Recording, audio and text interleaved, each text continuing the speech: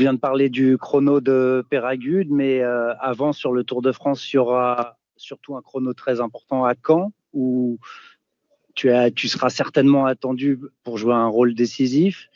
Et est-ce que le chrono qu'on va avoir cette semaine à Saint-Péret en Ardèche, ça peut aussi être une répétition dans cette optique de ta stratégie qu'il y aura pour le Tour de France avec le chrono de Caen? Non, pas vraiment parce que c'est un chrono complètement différent ici. 6 km de plat, puis on a quand même enfin, une vraie côte de 2,5 km qui est assez raide. Je pense que c'est presque 2 km vers 9%, donc c'est vraiment dur.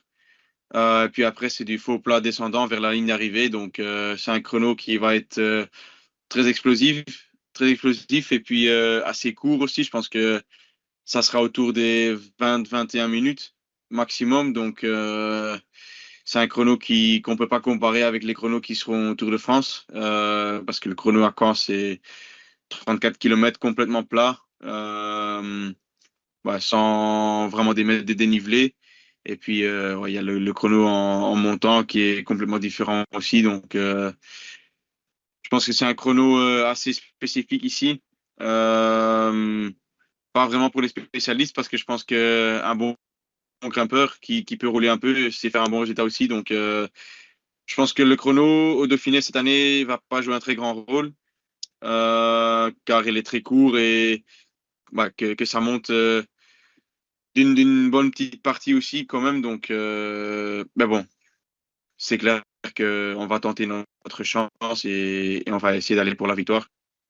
Bonjour Remco. D'abord, est-ce que tu pourrais expliquer ce que tu as fait depuis le Tour de Romandie au niveau des entraînements et le ressenti? Est-ce que tu es satisfait du travail que tu as effectué?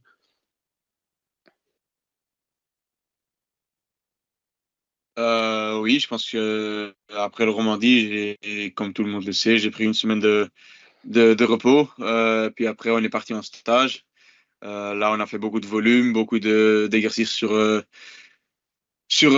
montagnes, sur grimper aussi, et puis quelques exercices sur le chrono. Donc, ouais, on a travaillé un peu sur tout, sur l'aspect ce qu'on a besoin de faire un classement général dans un grand tour. Et puis après, je suis revenu à la maison il y a une semaine plus ou moins. Et puis après, on a fait encore quelques entraînements d'intensité à la maison, derrière le scooter aussi, quelques exercices de VO2. Donc, je pense qu'une préparation comme tout le monde le fait, plus ou moins. Donc, beaucoup d'heures d'entraînement combinées avec quelques sessions plus courtes mais plus intensives. Tu viens d'expliquer en anglais que ça faisait du bien de retrouver une condition. Je rebondis là-dessus. Est-ce que tu peux comparer un petit peu la manière dont tu arrives sur ce Dauphiné 2025 par rapport à l'année dernière, où le scénario était évidemment complètement différent? Ouais, je pense qu'il y a une grande différence entre les deux formes, l'année passée et cette année.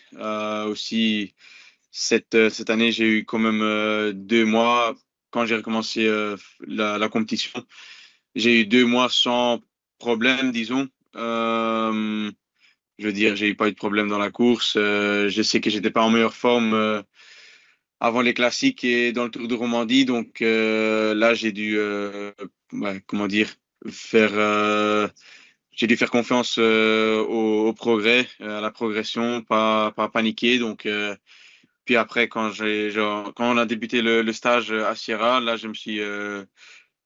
je me suis entraîné comme les autres. J'ai fait les exercices, des fois plus, des fois un peu moins. Donc, mais je pense que cette année, je suis en meilleure forme que l'année passée. En ce moment-ci, c'est clair.